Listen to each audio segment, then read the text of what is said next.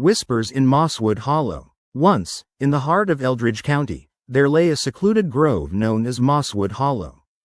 Above the twisted branches of towering oak trees, the sunlight barely penetrated, leaving the floor of the hollow in perpetual twilight.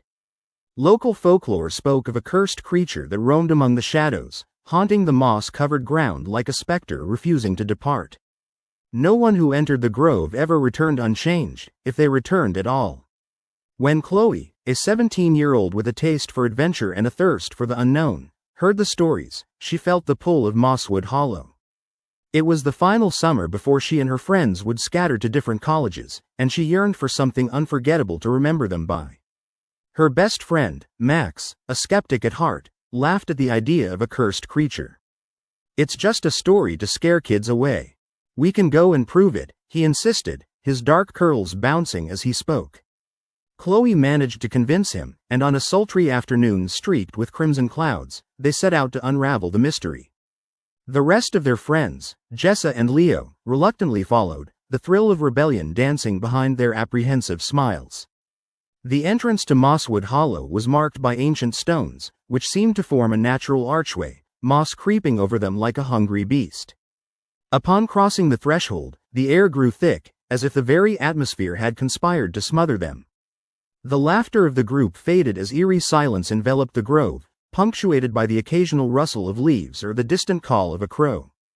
As they wandered deeper, Max nudged Chloe and whispered, "See? Just a bunch of trees. We'll have the scariest story about the biggest nothing." But Chloe felt unsettled, an instinctual warning prickling her skin. Shadows danced beyond the periphery of her vision, and a chill snaked down her spine. Despite her uncertainty, curiosity pushed her forward, and the group ventured into the heart of Mosswood Hollow. They arrived at a clearing, dominated by an enormous oak tree twisted in unnatural angles. Its gnarled roots seemed to writhe against the earth, and in the center lay a dark pool that reflected nothing, not the tree, nor the sky.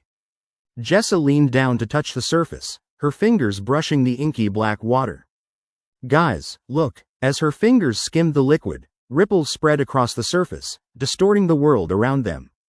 Suddenly, a voice echoed from the depths, low and sorrowful, pulling at something deep within Chloe's heart. "Help me, please." The group froze. Max scoffed nervously, "That's just a trick of the mind. There's no one there." But his bravado weakened as the voice called again, more insistent this time, a mournful wail that seemed to seep from the very ground. "Stop it, this isn't funny," Leo yelled, glancing around as the trees seemed to lean closer, curving their branches as if listening intently. Suddenly, the air thickened with an oppressive weight, as a cold gust of wind swept through the clearing. It felt alive.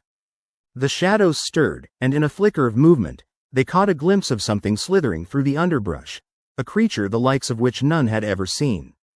It was serpentine, with scales that shimmered and shifted like oil, its eyes reflecting a deep, haunting sadness.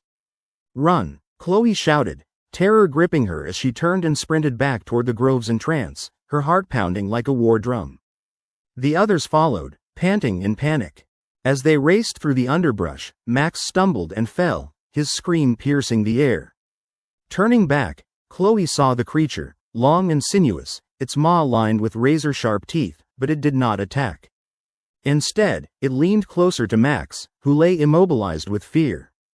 "Help!" he whimpered without realizing it, his face reflecting a paralyzing dread. "Get up, don't look at it," Chloe shouted, grabbing Max's arm and yanking him up. In that instant, the creature hissed, its breath hot and rancid. It lunged at them, snapping its jaws in a blur of motion, but they dashed away just in time, narrowly escaping its reach. The grove behind them erupted into chaos as the trees swayed mysteriously, roots grasping at the earth as if to ensnare them. The curse of Mosswood Hollow was real, and it was alive. Jessa tripped, falling to the ground with a cry, and Chloe's heart ached for her friend. "Leave her, we have to go," Leo screamed, but Chloe couldn't abandon Jessa. She felt the pull of the creature's sorrow, a beckoning cry that resonated in her very soul. With a surge of defiance, Chloe reached back, tugging at Jessa's arm. "Get up, we'll do this together." The shadows pressed in, and each step felt heavier, as if the very earth fought against them.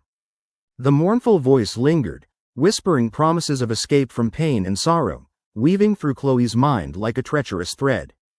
Finally, with a harrowing push, they broke free of the confining shadows, stumbling back through the archway of ancient stones. Mosswood Hollow yawned behind them, a dark expanse of twisting trees and lingering dread.